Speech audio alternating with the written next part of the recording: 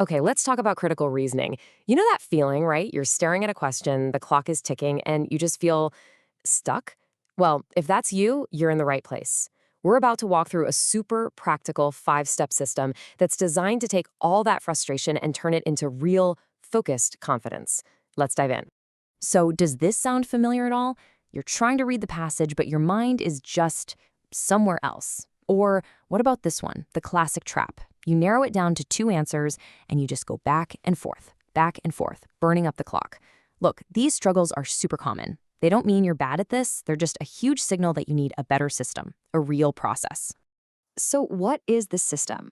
Well, here's our roadmap, our transformation journey for the next few minutes. First, we're going to clear your mental workspace. Then, we'll learn to read like a detective.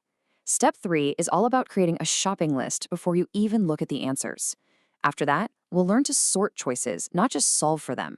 And finally, the big one, turning your mistakes into actual mastery. This really is a complete overhaul. All right, let's jump into step 1, clear your mental workspace. And listen, this is key. This happens before you even lay eyes on a single word of the question. I know it sounds almost too simple, but trust me, this might be the single most important step in the whole process. Seriously, that's it. The very first thing you do is just stop, take a breath.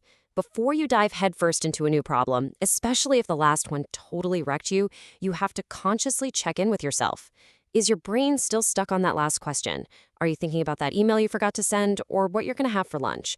If the answer is yes, you're basically showing up to the fight with one hand tied behind your back. So, how do you actually do it? How do you clear that space? It's all about taking small, physical actions. Put your phone on silent. Better yet, put it out of sight. If that last question is still nagging at you, literally grab your scratch paper and jot down a quick note to deal with it later. Get it out of your head and onto the page. The whole point here is to commit all of your brain power, 100%, to the one thing right in front of you. Okay, so with our minds clear and focused, we can move on to step 2. Read like a detective. See, now you can actually engage with what you're reading. And the mindset shift here is huge. You need to start treating every single sentence like it's a clue in a criminal investigation. Nothing is wasted. And this is the core of what I mean by detective reading. You're not just letting the words wash over you. No, you're actively deconstructing the paragraph. Here's the process. Read one sentence, stop, put it in your own words. Then ask yourself, is this a stone-cold fact, or is it an opinion, a claim, a conclusion? Then, when you read the next sentence, you force yourself to ask, okay, how does this new piece of info connect to what I just read? This is how you stop that passive pretend reading where your eyes move but your brain is checked out. I absolutely love this quote because it gets right to the heart of it. If you ever catch yourself thinking, this sentence is just filler, you need to stop and remember this. On the GMAT, they do not blow smoke. These little paragraphs are packed with meaning for a reason. Every single word is there to do a job. Even if it's a subtle one, there is no fluff. All right, step 3. This is where we go from being reactive to being proactive. It's called create your shopping list. So you've done your detective work on the paragraph. You've read the question itself, the part that asks, which of the following weakens the argument? The critical move here is to figure out exactly what you're looking for before you ever peek at those 5 answer choices. And this analogy is just perfect. Think about it. Going into those 5 answer choices without a clear goal is exactly like walking into a grocery store when you're starving and you don't have a list. What happens? You end up grabbing a bunch of junk food and things that look good on the shelf, but they're not what you actually need. In a test, we are hungry for the right answer, and those wrong choices are designed to look tempting. Your mental shopping list is what keeps you focused and makes sure you leave with what you came for. And that leads us perfectly into step 4. Sort. Don't just solve. You've got your shopping list in hand. Now you can walk down the aisle, look at the answer choices with a real system. The goal isn't just to find the right answer. The goal is to have a structured process for sorting the good from the bad and the maybe. And here's that system. It's super simple. Think of it like a traffic light. An answer is obviously totally wrong. That's a red light. You put a big X next to it. Gone. An answer looks fantastic, like it might be the one. That's a green light. Just leave it alone.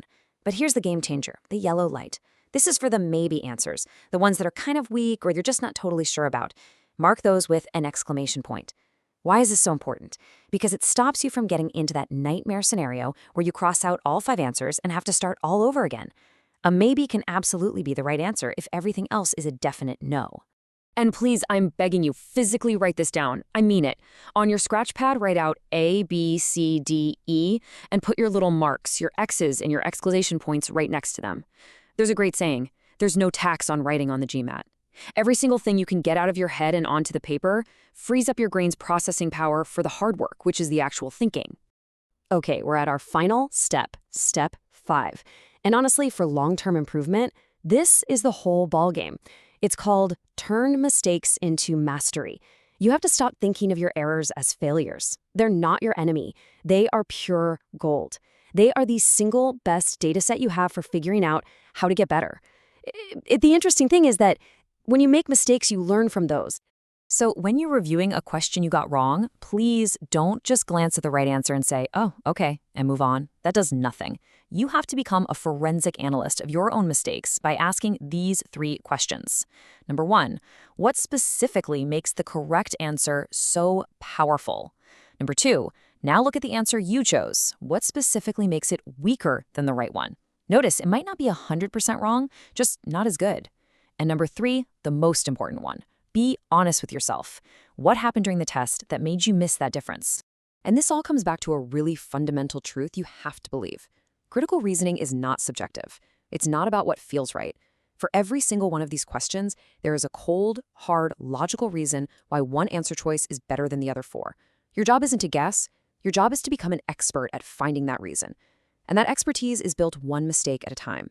So as you head back into your prep, the challenge isn't just to do more and more questions.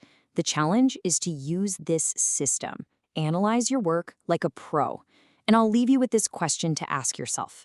Based on the mistakes you've already made, what's the one pattern, the one trap you are going to be actively looking for next time you sit down to practice? Because that right there is how you turn all this information into an actual reliable skill.